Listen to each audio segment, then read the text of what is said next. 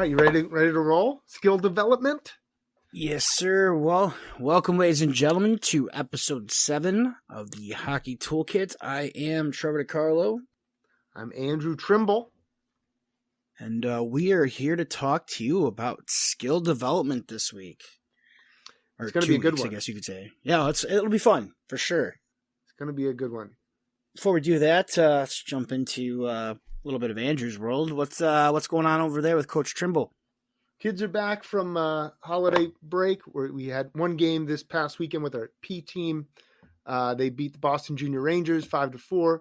It was a great game. We're coming back from break. We got a showcase coming up here in Exeter, New Hampshire, with both our junior teams. So that'll be a good showcase as the colleges get back into their kind of swing of things. So especially the Division II and Division III colleges. So it's a good chance for them to be seen by some of our players. And then my backyard rink is rocking and rolling. Is it? Yeah, we had a little bit of a hiccup with some warmer weather after Christmas. We had a bunch of ice over the holiday break, and then last week was really kind of messy. But this week, it's good. It's really good. I'm faster already. I'm flying out there. I'm flying. Yeah.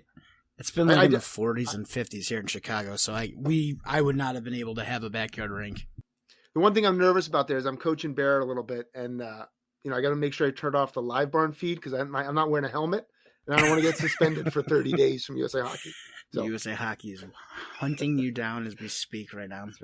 That's right. Well, that's cool. It's the neighbors are taking pictures. They're sending it in.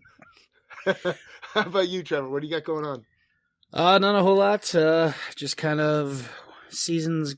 Still got about a month and a half left to go, roughly, but kind of just winding down with some, odds and ends here. We got another tournament coming up actually this weekend. I'll be out of town in Grand Rapids, and then we come back, and it's just basically every weekend we finish off with league playoffs. I don't think we're going to make the playoffs. I think we're technically eliminated, so now it's just more or less just continuing to, try and develop the players and, just make it as fun as possible for everybody.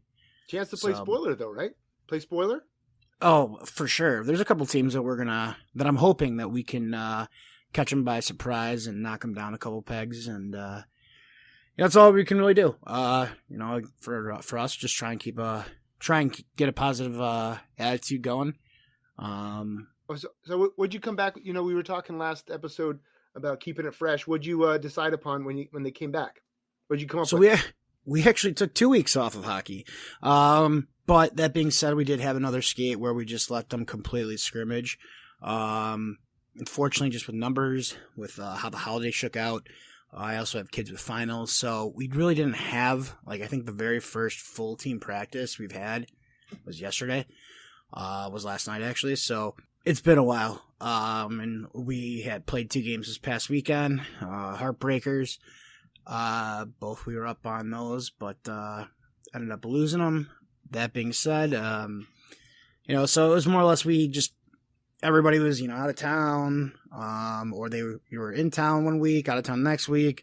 Again, like I said, finals, we've got injuries. I got a player out for the rest of the season. So we've been, again, we tried to keep it light last week, somewhat up-tempo and fun. And then yesterday they got some working, that's for sure, after this past weekend. But it was more of just a lot of battles, a lot of, I could have went very old school, but I didn't. And I'm learning that pretty quickly. And I actually think I got a better result out of what we did.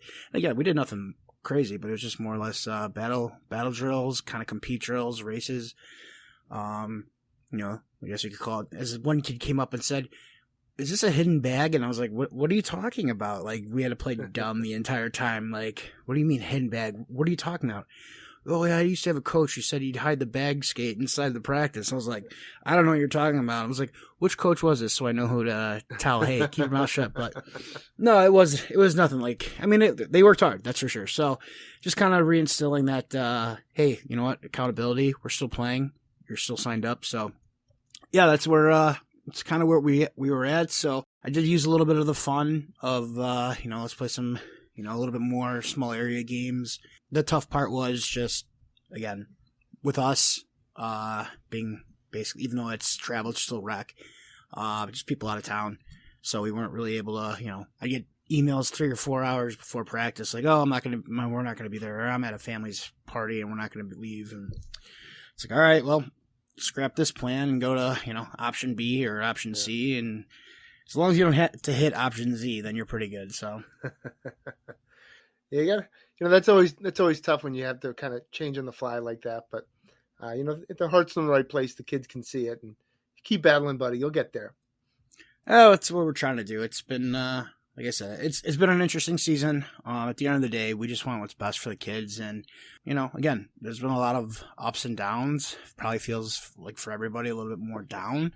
And even for myself as a coach, it's been a huge learning experience. And I've even had to work on being more positive, which I think is great, actually, because in our interview that listeners will hear later with Todd Spencer, he says something in there that everybody will hear that I was just like, yeah, I could definitely, what his dad's saying basically, I could definitely use that a little bit more. So, but I won't spoil that for anybody else. But, so yeah, you guys are basically, so you got the showcases, and then what else? Then playoffs, right? Yeah, we got about 20 regular season games left at each level, and then playoffs start like the second week in March.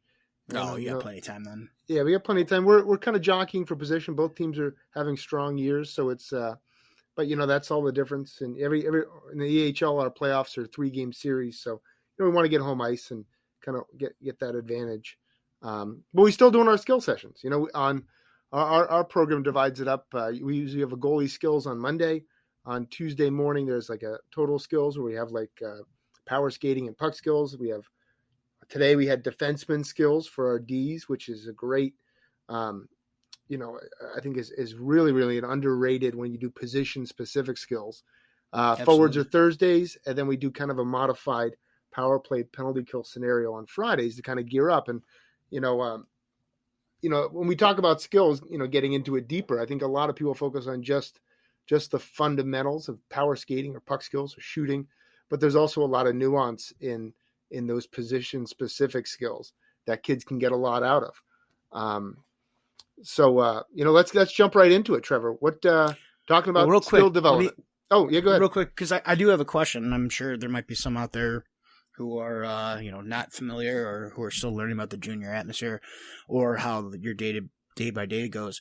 So when you do those skill sessions, like by positions, like you said, you had goalies Mondays, you forwards like defensemen or today, is that as well as practice? So like the defensemen go on. Okay, so they're doing like two touches that day.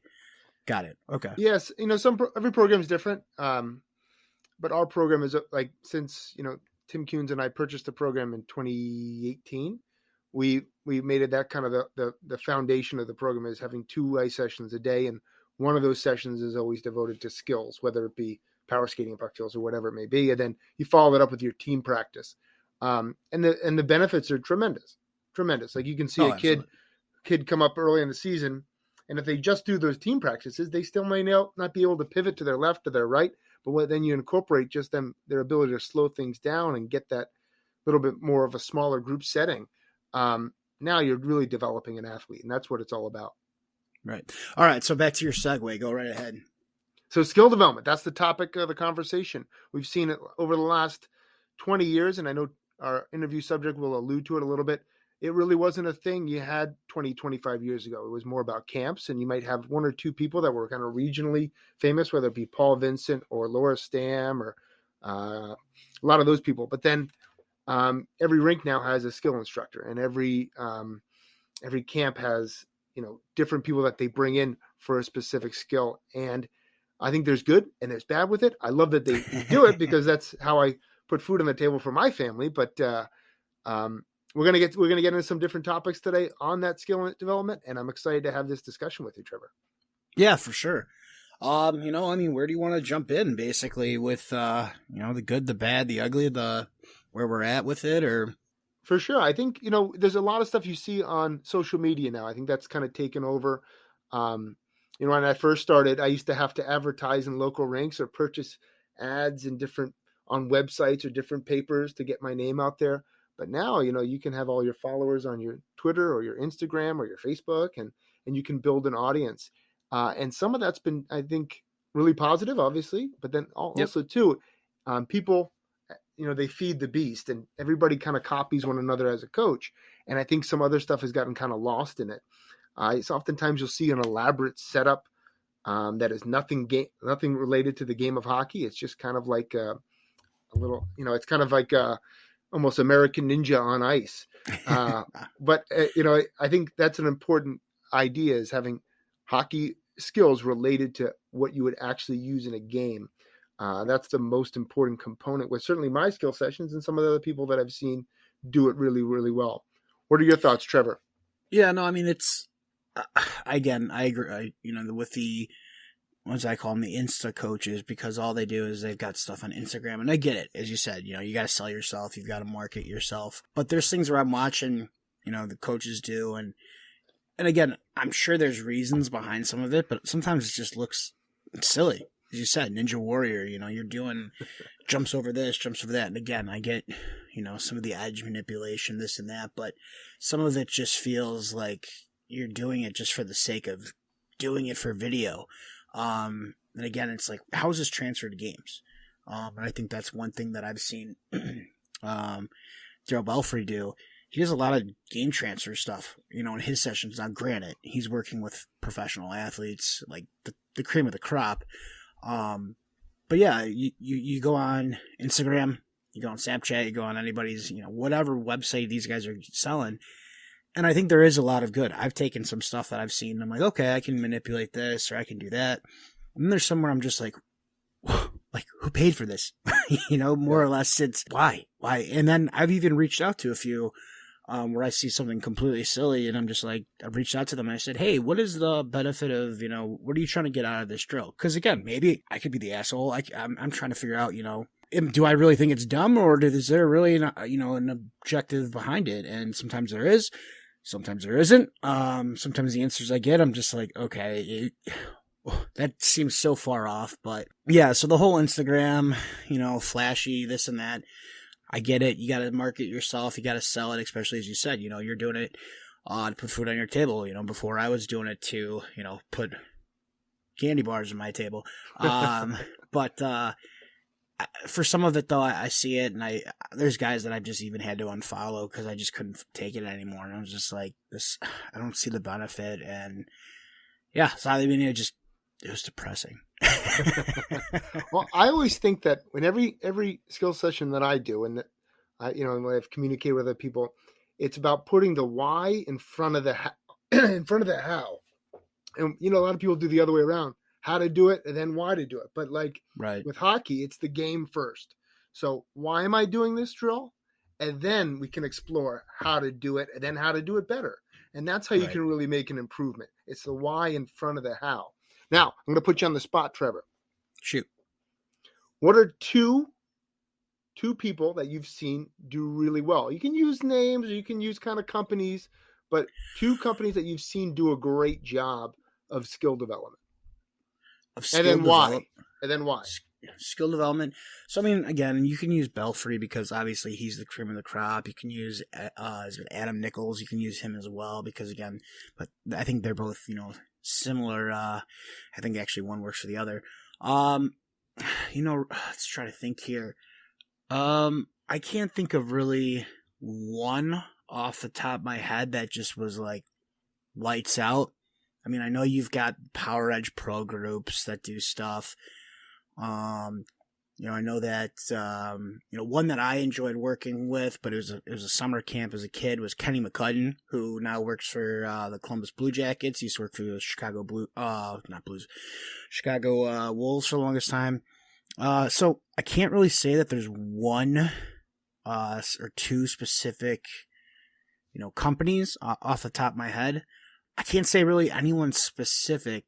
I think there's just some good ones out there that, again, like I said, I can't think of anyone, but how about yourself? So when I was a kid, I did a lot of Laura Stam when I was a kid. That's big out here on the East Coast. She was based out of Connecticut at the time, and she would run a lot of clinics in northern New Jersey.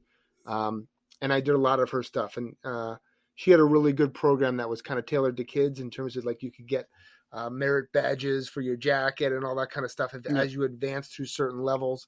And, you'd have a 2-hour practice or a 2-hour session and there'd be no pucks out there. And it was really focused on just the skating. And there's so much to skating that gets overlooked if you're kind of rushing through drills or if you're doing just a basic, hour-long skill session where she could spend an hour just on a crossover or an underpush and or utilizing, like we talk about later with Todd, your outside edge. So I would say Laura Stan was kind of certainly my first exposure to skill instruction, and her company always stands out for sure.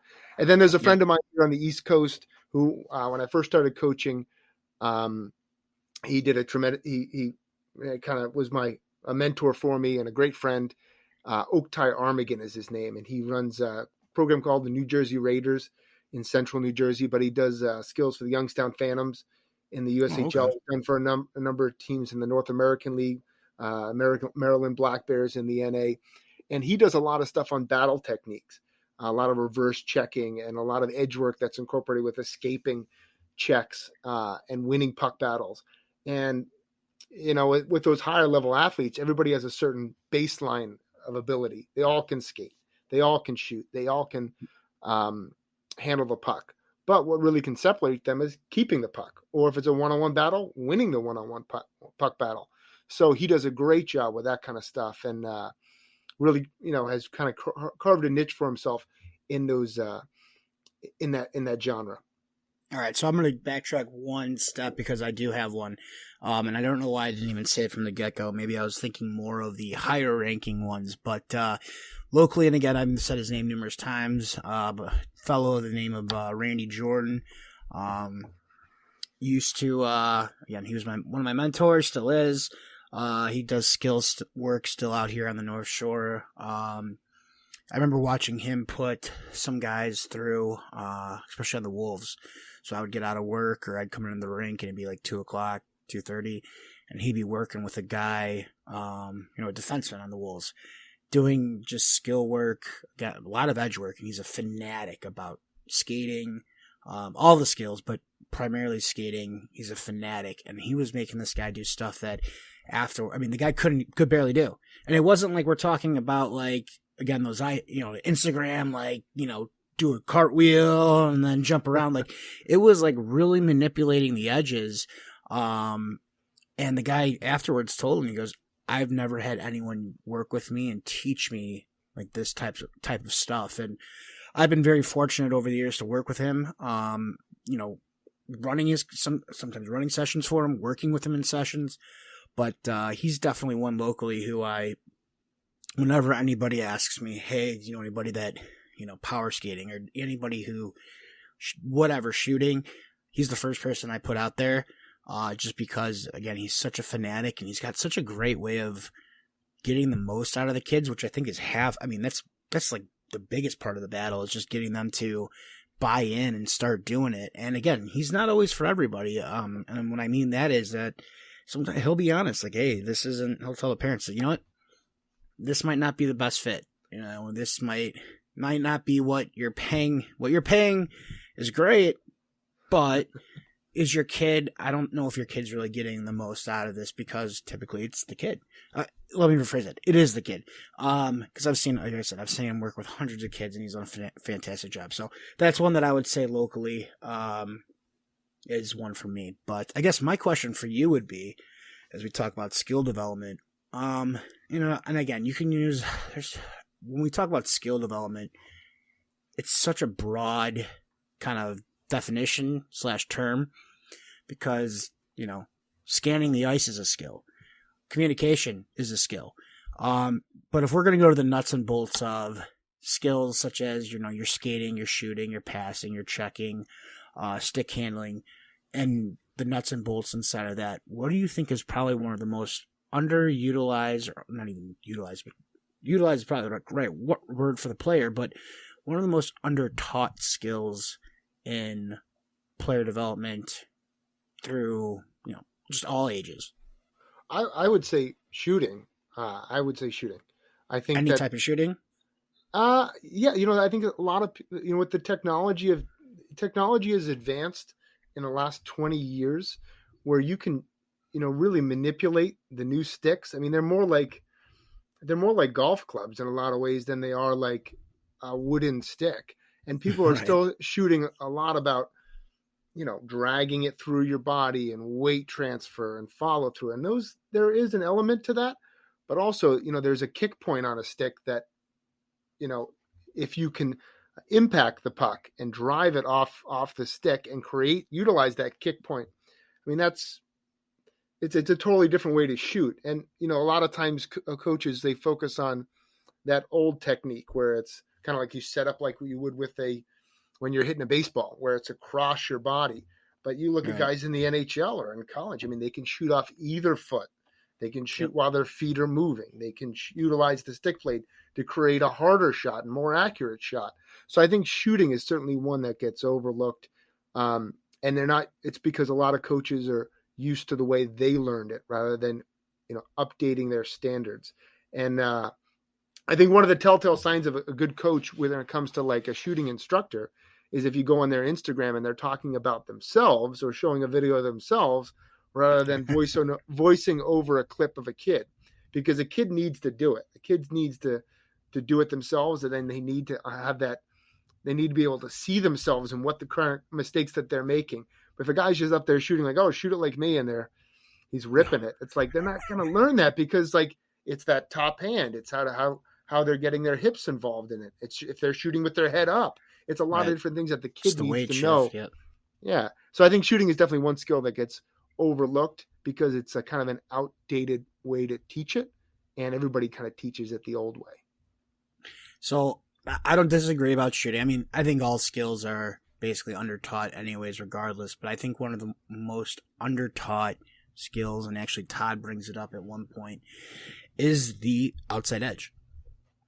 I think as coaches, I think a lot of coaches don't realistically realize how much of the outside edge is used in just all of skating. Especially now when you've got your guys like McDavid, McKinnon, all these guys that are flying up the ice. I mean, even back in the day, like when Pavel Bure, would skate. I mean, the rumor on him or the story on him was that he would start his stride on his outside edge because it was so far under his body. But I can't tell you how many players, and this is not this year, but previously in years past, working with certain kids, how many could not do a tight turn with their inside foot down. And that's where you're putting most of, I mean, you're coming through on that tight turn and you're stepping over and you're driving underneath. I mean, the telltale sign usually was you'd see their inside foot be like skipping on the ice. Yeah. And you'd be like, oh, it's like real jittery. And the fact that it's like, I feel like it's one of those areas of skating that's just so important, especially with the crossovers, cross-unders, being explosive, that it's still not being worked on enough. And again, it's something you can add in at the very beginning of your practices where you're doing skating drills where, I've had it where I've had kids, sometimes you'll be like, all right, we're going to just skate the lines at the younger ages. In the older ages, okay, you're going to skate to the blue line or, you're going to skate to center ice, and I want you to stop facing the stands, but I want you to be on your outside edge on one foot. And the kids look, like half of them, they got horror in their face, like, what? No, I can't do that. Okay, and then you're going to go back to the blue line, do the same thing on your other foot. And it's amazing how few have been able to keep that going. Or you could do the same thing with, okay, I want you to do the same thing, but instead of stopping, you're going to turn on that inside foot. And again, now all of a sudden they're like, oh, I'm burnt out big time before I even hit the line, let alone get through it. So to me, I think that's one of the, at least in skating, I think that's one of the most undertaught, but so important piece of that skating component that is not, again, it's not taught enough or to a degree that is sufficient enough for a lot of today's players. I agree 100%. I think that when you look at the anatomy of a foot, if your big toe was on the outside, kids would have a better understanding of how to use their outside edge, Right. But right. your big toe's on the inside, so they're comfortable on that inside edge.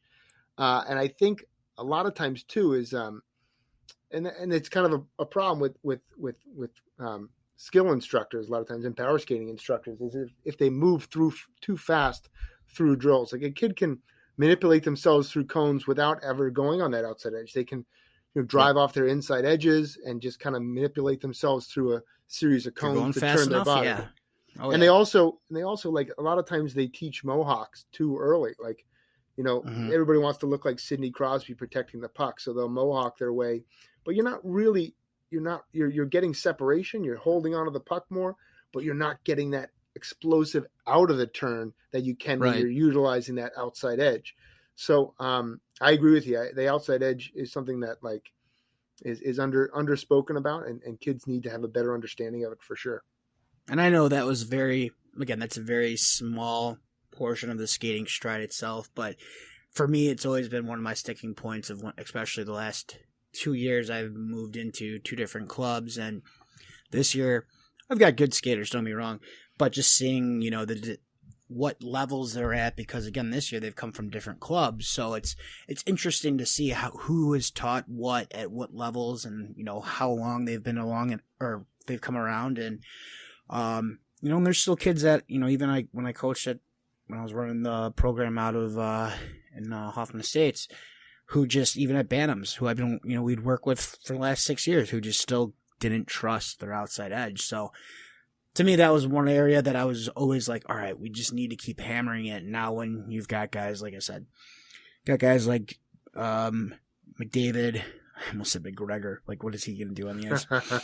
He'll try and fight you. I don't know if he'll stand up.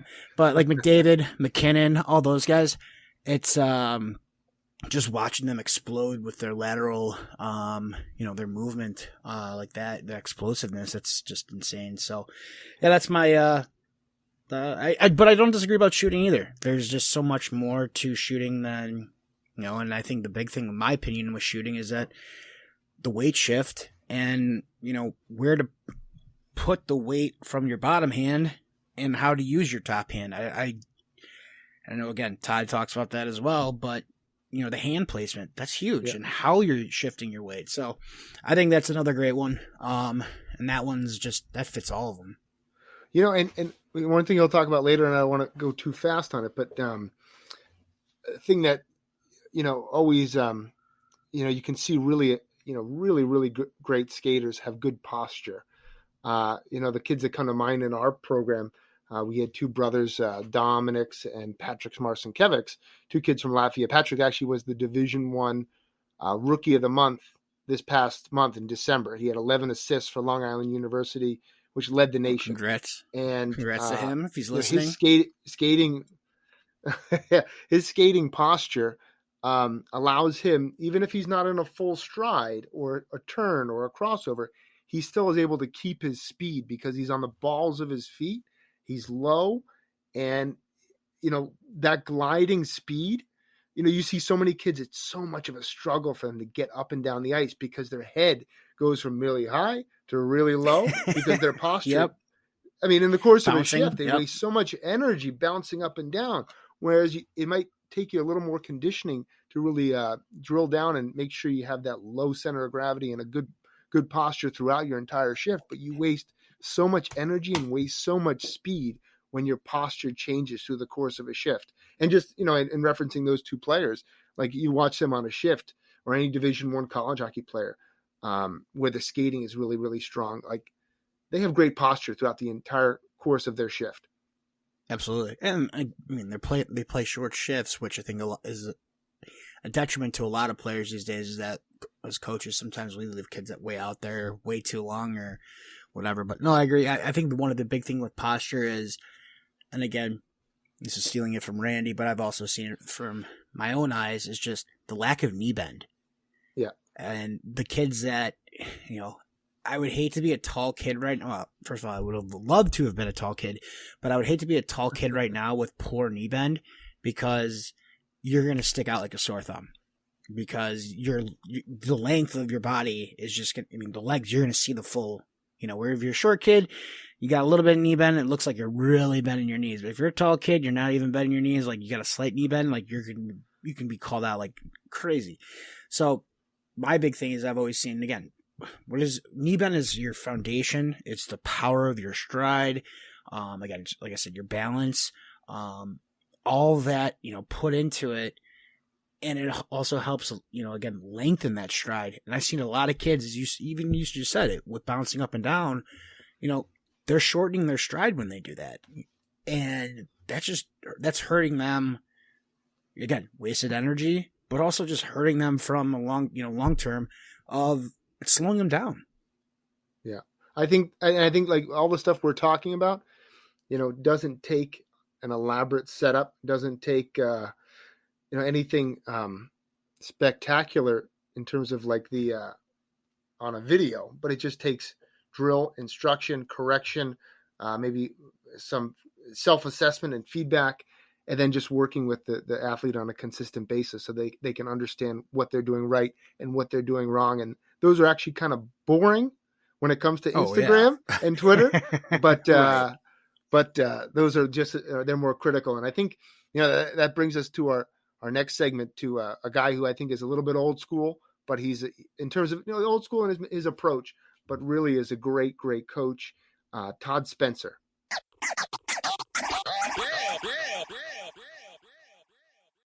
All right, so welcome to the podcast, Todd Spencer.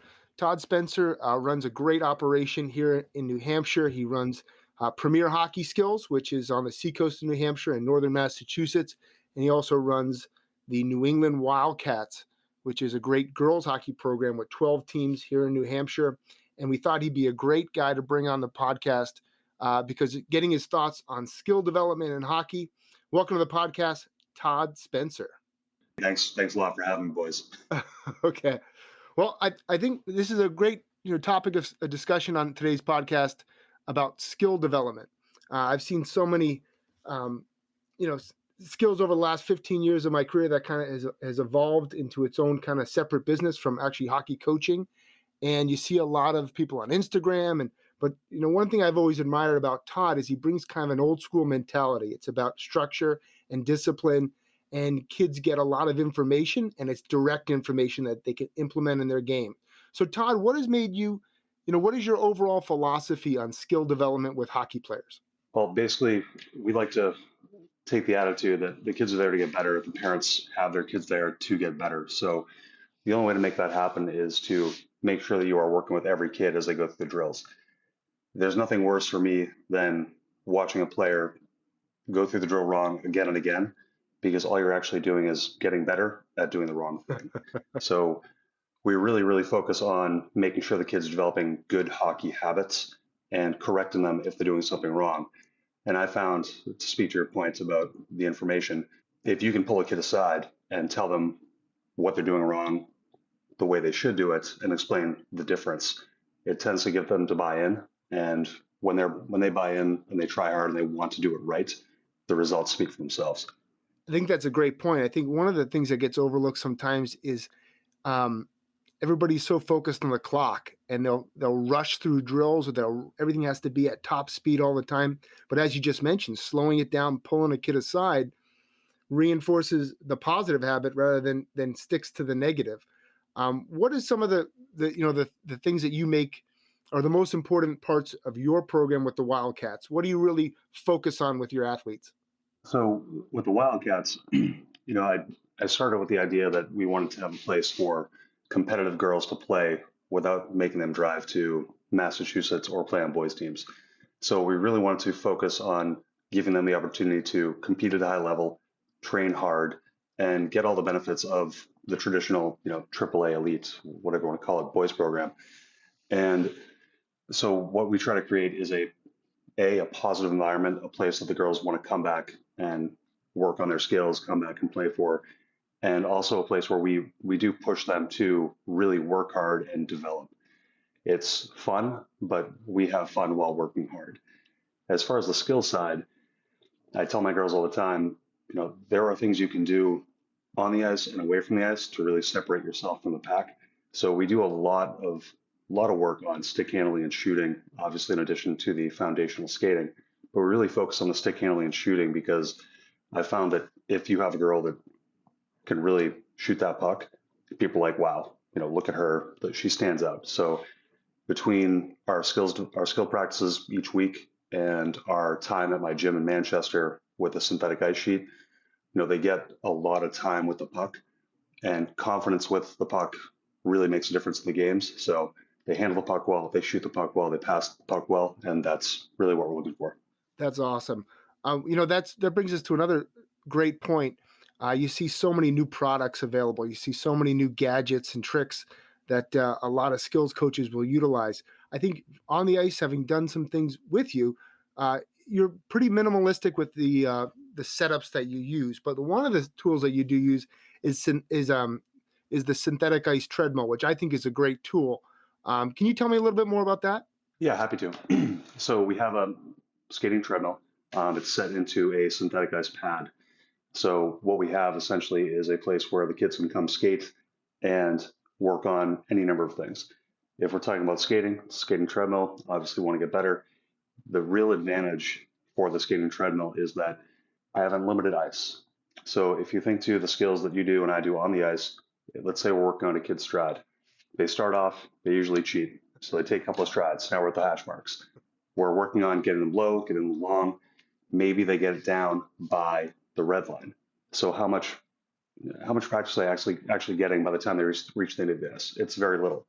With the skating treadmill, once they get used to that machine, I can actually sit down and put my hands on the kids' skates and move them into the correct position, help them feel where they should be, and then we can practice over and over and over. It's basically just a great tool skating-wise to work on stride length, speed, leg strength, knee bend, skating posture, everything you'd ever want. And we can be right in their ear and even manipulate them into the correct position if need be. It's a great tool, but like anything else I'm sure you've seen, it's only as good as the instructors. So you really need to make sure that you have a good instructor that's going to pay attention and, like we alluded to earlier, not let kids reinforce bad habits. We want to help them get better, not get worse. That's great. I'm in a funny scenario where my 7-year-old, he already doesn't even listen to me. So, we'll talk forever about posture, which is critical to having an efficient skating stride. And we'll talk about posture all day and having a good knee bend. I brought over some Czech coaches to coach with our junior teams in November. And that was the first thing they worked on with Barron on the ice when they had a private lesson with him. It was just working on his proper posture with his skating stride. What are some of the key components you think that when you get a kid in a private lesson, and every kid is different, I know that, but what are the things that you really think you can make the biggest impact with a kid when you have them for that private time? So most of the time, as I'm sure you've experienced as well with private lessons, the benefit is that we get to work on whatever the kid needs. So whether it's skating, stick handling, shooting, there's a lot of benefit to those. The biggest benefit to private lessons that I've found is we can really break down how they shoot. Shooting is such a complex motion. There are so many things that can go wrong. I'm talking from just the way they're holding their stick, which I see they hold their stick wrong all the time, to hands on the body, too upright, too bent over the waist, the way they move their arms. There are so many things that can go wrong or go right in a shot. And being able to spend time with a kid, whether it's a 7-year-old that I had last week or Cooper Flinton, who's at Dartmouth, either way, spending that time together and just breaking down each part of the shot, we can see dramatic improvement in a short amount of time, as well as give them some homework to take home that they can work on while they're not at the rink or at the synthetic. That's awesome. That's a great point. Trevor, what do you got for Todd? Yeah, so Todd, I mean, obviously, out of all of us, it looks like I am somewhat of a serial online stalker. So I did look you up a little bit before I jumped on here. But so you play pro hockey. What? Actually, first of all, I want to let you know, right now on eBay, one of your cards from when you played in Dayton is $2 right now. I might bid on that. Big money. You know what? It's probably more than what mine is. I can save you a couple of bucks. I have a couple at home. I can save you a couple of bucks. That's well, hey, it's more than anything I got online. But no, one thing I want to talk or ask about is, again, you played it 4 years at Sacred Heart, and then you played 4 years of pro, or I apologize, 3 years of pro. or what changes, if any, have you noticed over the years in training and development? Well, I would say it is a completely different game than it was 20 years ago. I'm 40 years old, and I was in college in 2003 to 2007. And I've been involved in coaching since I was very young. And so I paid attention. And the way the training techniques have changed over the last 30 years, it's incredible. All the kids at the high levels are incredibly fit. They're tremendous athletes. They're not just focused on hockey, they're focused on speed, strength, things that'll help them in different sports. And I think being well-rounded is very important, especially at that young age, because you don't want to overtrain and get injuries. But these kids are strong, they're fast. And then speaking about the skill development, like we're talking about, the stick skills are on a different level than anything we had when I was playing. I look at 12-year-olds now that have better hands than the Division I players that I was playing with. It's really incredible. And that's why I hear sometimes people talk about teams from different eras. You can't really compare eras because the training techniques, the equipment, everything is so different than it was even 15 years ago. It's a different level. It's a different game. And if we're talking about kids especially, think about the majority of the kids you coach, the majority of the kids you've seen through the years. When they start playing hockey, what are they using? Dad's cut down stick from when he was 18 or 20. They make 20 flex sticks now. And you see it. It's like us shooting with a 2x4. Yeah. It's Right. Totally, it ruins the technique. Now you've got 20 flex sticks that allow kids who are 7 and 8 to get some flex out of the stick and shoot it upstairs with velocity. It's the technology of the equipment, the technology of the training, the way the kids train physically. It's really revolutionized the game, and it is so much faster and more skilled than anything that I played or most people my age have played. It's really fun to watch, and it's fun to be a part of. Awesome. That's awesome, Todd. Well, thank you so much for coming on the podcast. For people who are listening, make sure you check out the Wildcats Hockey. It's a great girls program here in New Hampshire, as well as Premier Hockey, which runs camps all throughout the year and up here in New England. And you're getting one of the best coaches around in Todd Spencer. So thank you so much for coming on.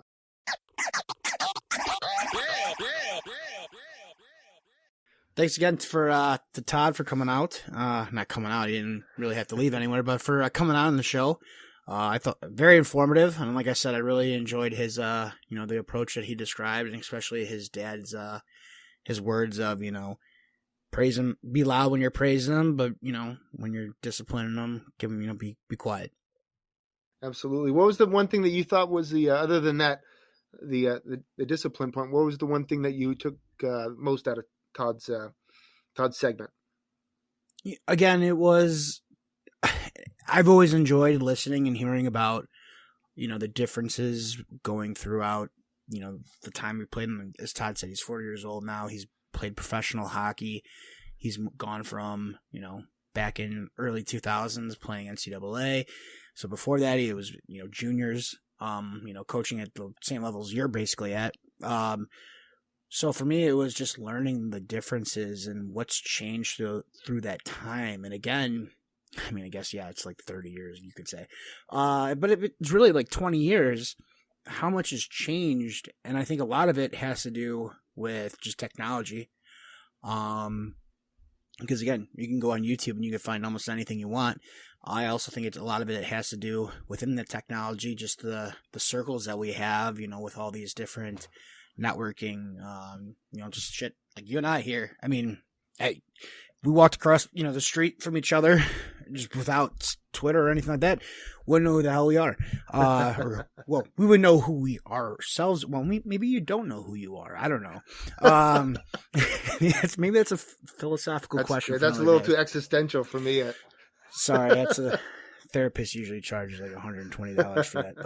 But what I mean by that is like you can learn so much for so many people where before like you used to have to you literally had. I remember coaches had binders of Xeroxed drills, like the Calgary drill, and it was this from this year or whatever, and you're just like, oh, okay, and like you had your drill books that you could purchase, but now you've got like icehockeysystems.com, fantastic resource. They're free. You could draw your own drills.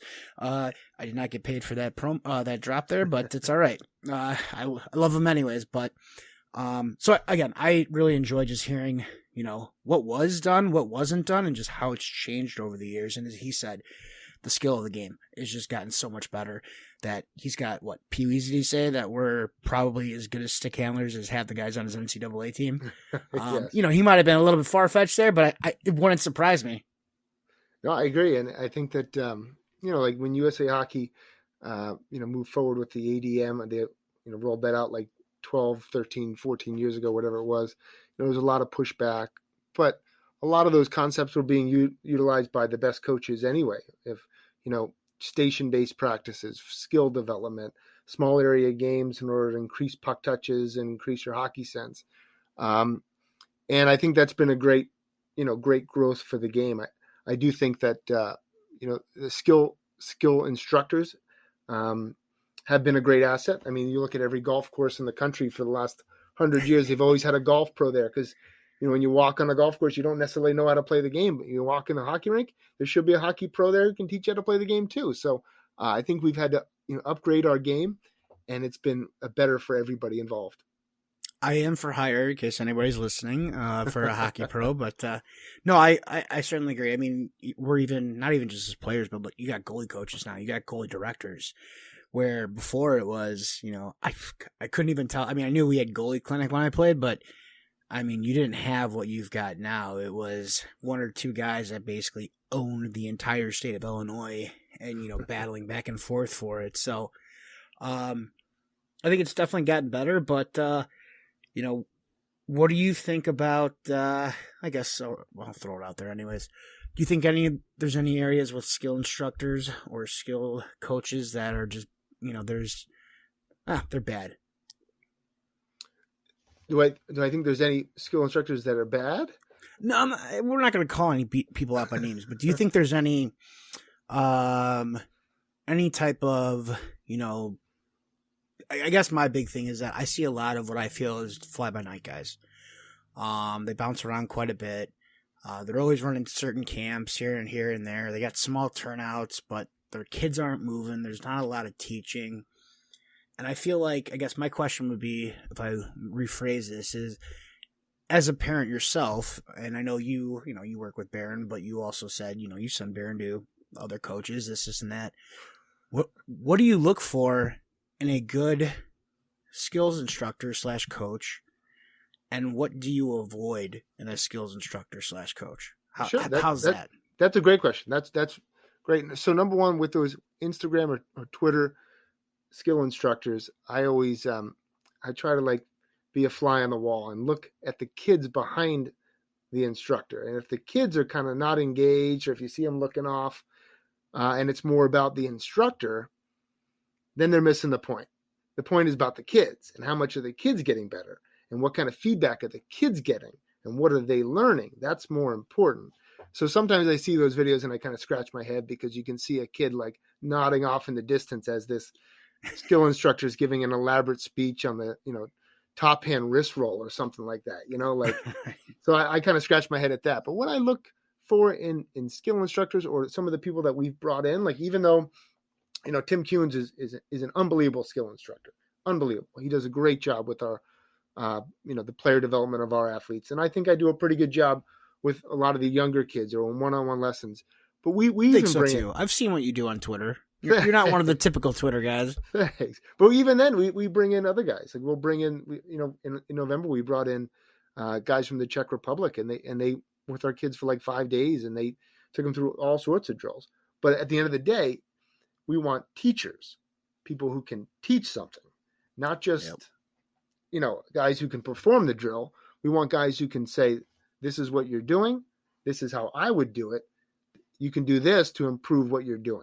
And that's what you want to see. And with Barron, it's he's 7 years old. So I don't expect him to get everything overnight. But if somebody can make a connection with him and he likes that coach, let's develop this relationship a little bit more. Right. And there was, so in all full disclosure, last summer I took him we have a figure skating coach at Plymouth State University. Her name is Beth Wick.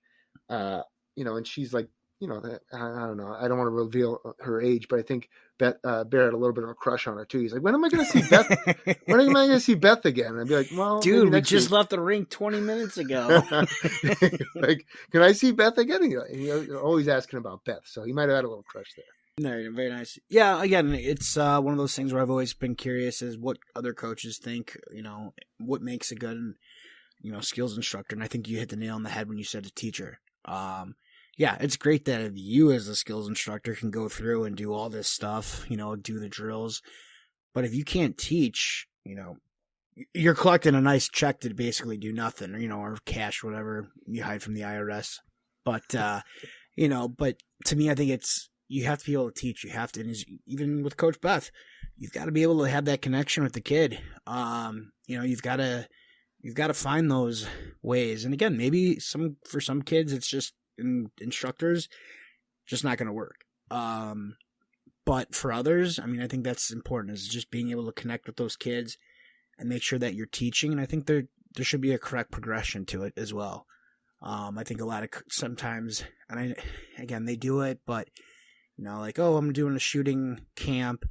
Yeah, it's great. You can miss the first 2 days and then show up 3, 4, and 5. It's like, well, isn't 1 and 2 like the most basic and important fundamentals of the whole thing? Like when you're teaching.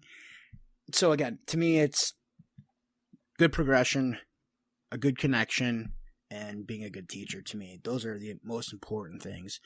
And as well as what you're teaching, obviously. But we're just saying, for me, it's status quo. Like, okay, everybody's teaching the right thing. It's just how are they teaching it? So. Yeah, and you got to know your audience too. You got to know your audience, as you were kind of saying. The stuff that you're teaching, you may do a shooting drill for a mite, you may do a shooting drill for a junior age player, but the skills and what you're doing have to be a little bit different in terms of how you communicate that information. I did a camp probably about 10, 12 years ago at Jay Peak. It's a ski resort here in Vermont. It's in northern Vermont. I did the off-ice stuff. Like I ran the off-ice stuff. It was a pro ambitions camp. Okay, yeah. With Bob Beers. And Bob Beers, it was like offensive concepts or something like that. And Bob Beers is the Bruins announcer. And he ran the on-ice stuff. I did the off-ice stuff. And then we had a bunch of college kids who were great kids. And they were just like assisting everything. And at like the end of the week, we have a game on Friday. But the Friday morning, he was like, well, we'll get all the coaches out there and we'll devise a practice plan where every coach gets to run a drill. And I was like, great, that'd be fun, and I did a drill, and then a couple of the other kids were doing drills, and some of the college kids were like, oh, we do this drill in practice all the time. And Bob would be like, I don't think they're going to get that one, but we can try, but just so you know, you got to have a second drill in mind if they can't get that one. And inevitably, like 3 or 4 of those college kids, the drills that they were doing, with a peewee kid, they just did not get. So right. I think as a coach, you always got to ask yourself, am I making the drill about me, or is it for my kids? And it always has to be for the kids. That's how you get better teams. That's how you get better players, if you tailor what you're doing to those kids. And again, I think right there, the last thing is it's got to be fun too. Like, I get it. Working on edge work, working on your stride mechanics, working on, obviously shooting's fun, but working on, some of those real intricacies, like, it does get boring. It can become monotonous, but as coaches, as skills coaches, as instructors, directors of player development for whatever levels we're at, gotta make sure it's fun too. Now, obviously at the pro level, like, those guys just want to get their ass beat and learn something. Where at the younger ages, we want to make sure those kids are learning, they're getting better, and they're also having fun. Absolutely. All right, well, 5 myths. What do we got this week? Well, we got our 5 myths of player development. And looks like you got me going first this week. Oh, yeah. Which is on the fine. spot. All right. It's a good thing I got one that I use all the time. So I guess the first myth is that hockey development as players they're all going to progress at the same rate, at the same time, which is false. I think that's one of the biggest myths, is that development's not linear. And just like in a lot of different things, learning, like development in school, learning your, ABCs, all your math, this and that. hockey's no different. Kids will learn how to do things at different rates. And it's always not funny, but I've now been doing this for 12 years. I've seen a group go from the mite level all the way to graduate U18. And it's some kids, some of the kids were real burners when they're mites. And they were really good at squirts. But then all of a sudden, the other kids kind of started to catch up and blow by them. And then that one kid who got blown by, he might catch up and blow by them. But maybe at the end, it's just, it changes. There's so many different levels of development, who learns, who ends up stalling out. And it could be for any reason whatsoever. But I think there's a lot of comparison. Well, I know there's a lot of comparison of, well, my kid's on the same team as this kid. He's on the top team. Why is all of a sudden the kid from the second team taking one of the top team kids' spots, the next year in tryouts? Well, the kid got better at something. And it could be maybe he did something when he's, in this, well, out here in Chicago, we do our tryouts in the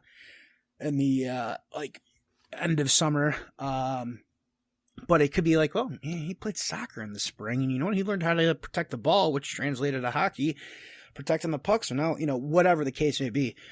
So I think, again, more or less what I'm trying to drive down through with that whole rabbit hole of no one knows where we're going, is more or less that there's so many outside and inside factors and influences that, again, we got to look at it from basically a long-term goal here. And that, player development, it's not going to always, there's going to be ups and downs. There's going to be kids passing other kids. There's going to be kids hitting growth spurts. So, what one kid does, how quick, he gets better, he doesn't get better. It's all basically, it's kind of a crapshoot at times. I agree 100%. There's actually a funny story that I remember with my good friend Mike Potenza. He's the head coach over at Kingswood High School. He coaches our split midget teams here with the Wolves.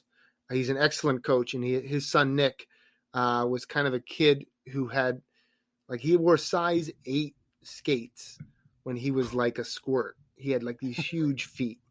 And I remember Mike telling me oh yeah, my gosh, he had he had moon boots on his feet. It was crazy. So when he was a squirt, he was he was behind other kids because he was just flopping over his feet a lot. But eventually, Mike's a taller, bigger guy, and he was going to catch up. So I remember Mike telling me, he's like, yeah, I'm not going to play for this program next year because the coach, I don't want to deal with these coaches anymore. And one of the coaches said to Nick during a game, he's like, you can't do that with the puck. You can't handle the puck. And once you get it, I want to see you dump that puck in. And it was that is such a short-sighted idea just because he's not that type of player now. It's was he ever going to develop those skills?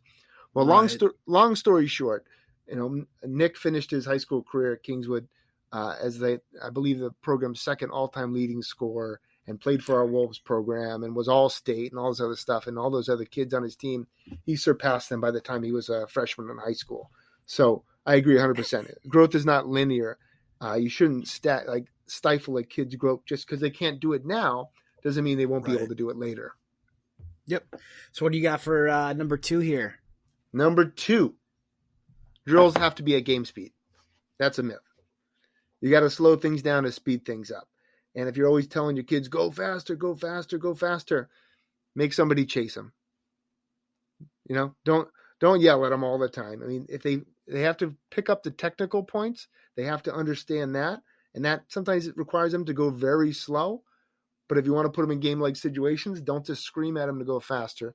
Put them in a game-like scenario where they have somebody chasing them. That'll make things more game speed. But certainly you need to slow things down if you want to get the things right sometimes. No, definitely. Just from working with kids at the learn to skate level all the way up, we don't expect kids when they're crawling to all of a sudden get up and just go run a marathon, right? You have to go slow. You have to take things. I don't know too many people that just jumped on a bike without training wheels and just took off. So yeah, you have to, I believe and agree that, things need to slow down. before you can go fast. And then, again, great. If they pick it up slow, then kick up that speed. And I agree, adding that was one thing that it took a while for me to start implementing as a coach, was putting in that, like that chaser in those drills, like for the back pressure or whatever, just to get that game speed going. Because again, yeah, it's great to go full speed on your own, but you don't really know what your full speed's going to be until you got somebody hot on your ass trying to get that puck from you or try to tag you or whatever you're working on. So, yeah, I agree on that one. All right, what do you got for number 3? Number 3 here is that everything's got to be perfect. Oh, I disagree. It has to be perfect all the time. Yeah. All right. Buses, Dad, thanks. Buses show up on time. Flights leave at the same time at the perfect time. Everything's perfect. With player development, it's okay to be messy.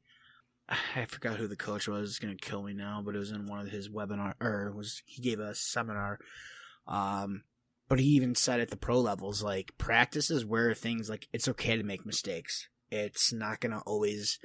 You're not going to always pick it up right away. And I guess this is a little bit also with my first myth, so it kind of goes hand in hand. So maybe I'm cheating a little bit. But, again, player development, again, you got to fall down. You got to learn. You got to get out of that comfort zone. So it's not going to look pretty every single time. There's nothing wrong with doing just some basic drills just to kind of hammer home the very basic fundamentals before you start going faster. And then when you add something, it's okay to fall. Like, if there's any kids listening here, it's okay to fall down when you're skating, during practices, during drills, because that means you're getting out of your comfort zone or you're learning, how to manipulate your edges or whatever. I've said it. This season, I've even said it to my skaters at the very beginning of the year when we would do skating drills, where I'm literally trying to push them out of that comfort zone. And I'd be like, I turn to my assistant coach and out loud, and I guess I'm being kind of a jerk, but I'm like, hey, I didn't realize we had such a team full of great skaters here. Like, nobody's fallen or anything. And then I had to bring them in. I'm like, guys, look, I don't care if you fall. We're all going to fall. And then I would proceed to go and purposely wipe out on my ass just so that, okay, Coach Trevor's done it, so now we can. And it's amazing. Not amazing. I mean, it's great to see then those kids feel that, oh, hey, I don't have to be perfect. Like, it doesn't, I can bend my knees a little bit more and actually feel the burn, and it's gonna, I might wipe out or whatever. So for me, it doesn't always have to be perfect. Thoughts? Yeah, I think that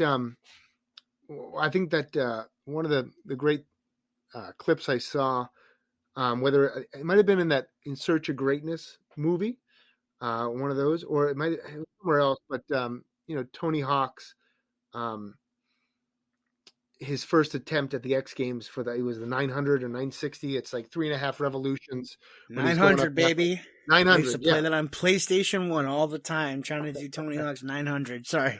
But no, it's and you can see that hard wiring in his brain, how many times he falls, but it's hardwired that he had done it before, and he knew that if he kept doing it and just manipulated and tweaked a few parts of either the takeoff or the landing, that he could land it again. And I think kids need to realize that, they may get it once, but that doesn't make a great athlete. It's doing it so many times until you can't get it wrong.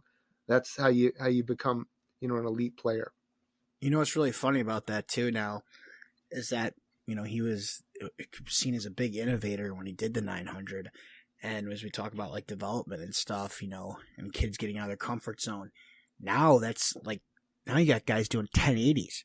Wow. And it's like, I'm just like, but for me, I was like in grade school, the 900 was like the big deal. And when he did it at the X Games, I remember everybody, we would put in our VCR, put in the blank tape, record it, just to watch it over and over again.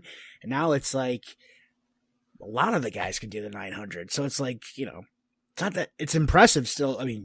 Anything on a skateboard to me is going to be impressive. For sure.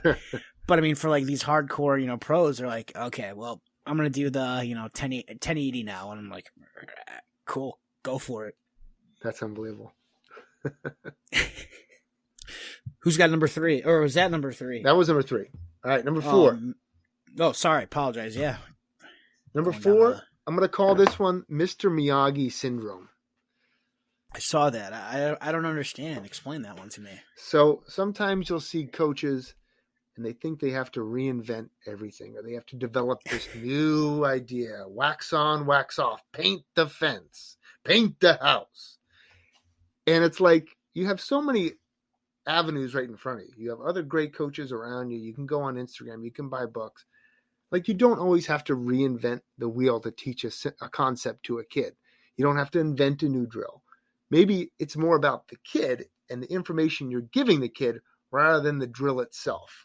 So I would say sometimes we get a little bit consumed by our own perceived abilities, and sometimes coaches need to take a step back and not pretend like they're Mr. Miyagi and just say, maybe my name's Andrew Trimble, or maybe my name is, Todd Spencer or Trevor DiCarlo or whoever. Right. Just embrace who you are and teach the kids. Focus more on the kids rather than inventing a new drill.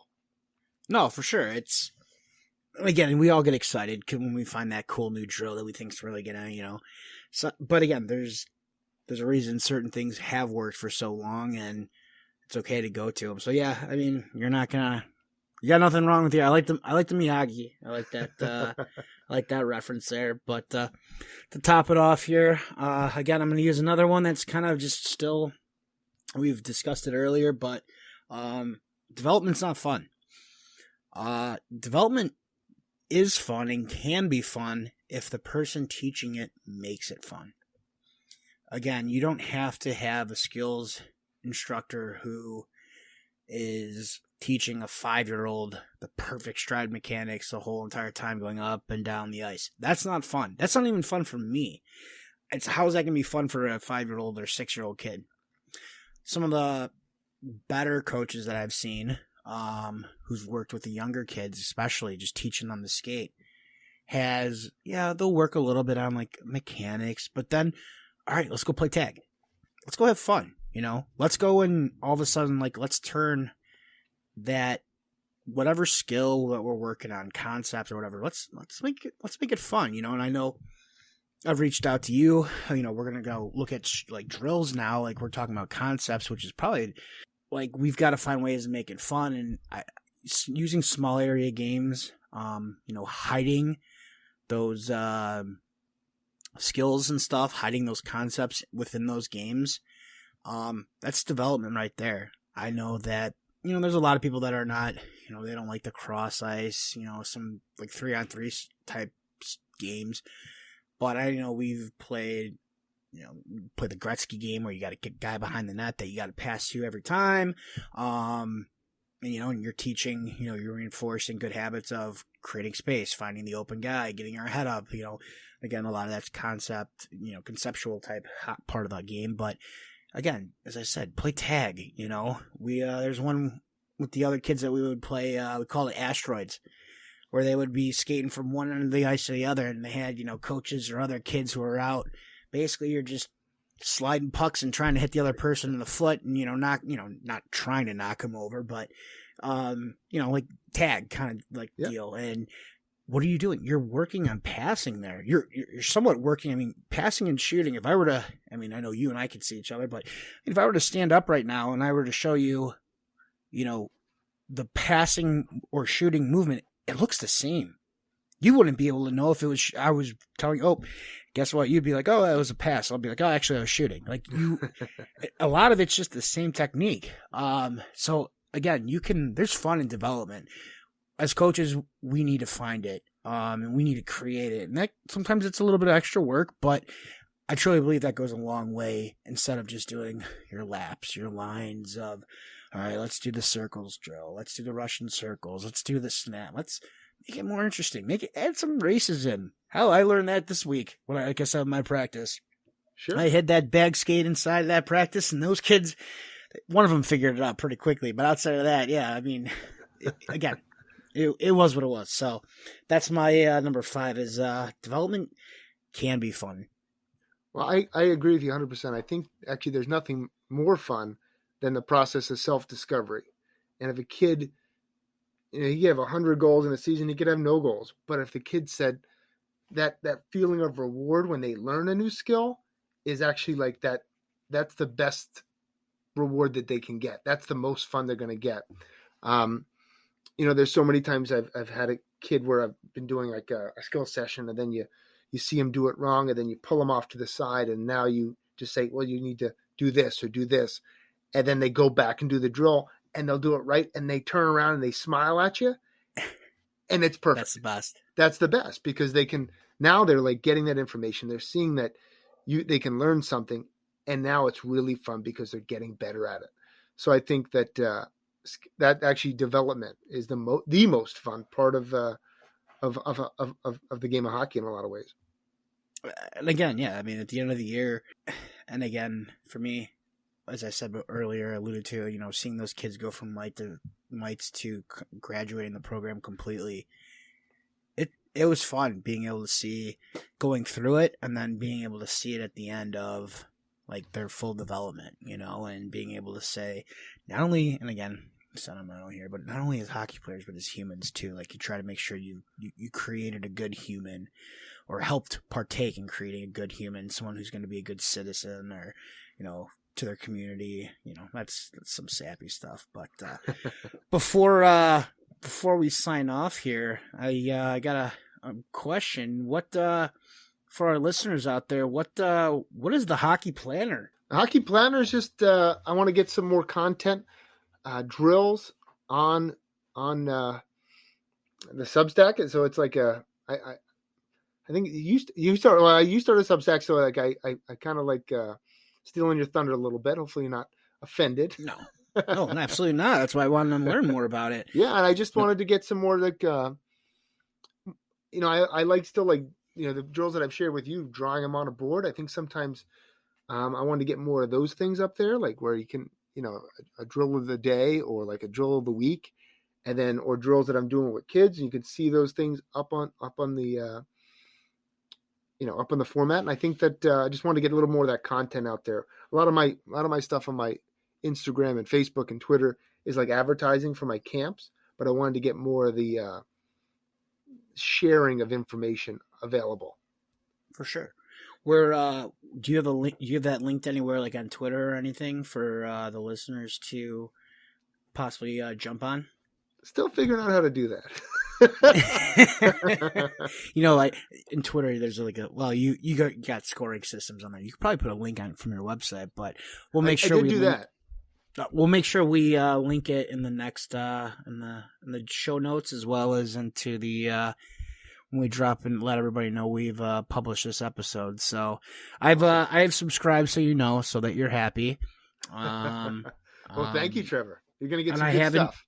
I've enjoyed it so far, and I look forward to seeing what else comes from that. So if you haven't subscribed to that, first of all, make sure you subscribe to this podcast, but also then go and subscribe to Coach Trimble's, what do we call it again? The Hockey Planner. Hockey Planner. I like it. All right. Well, you have a good week, sir. You too. And thanks, everybody, for listening. I'm Trevor DiCarlo. I'm Andrew Trimble. And thanks. We'll talk to you later.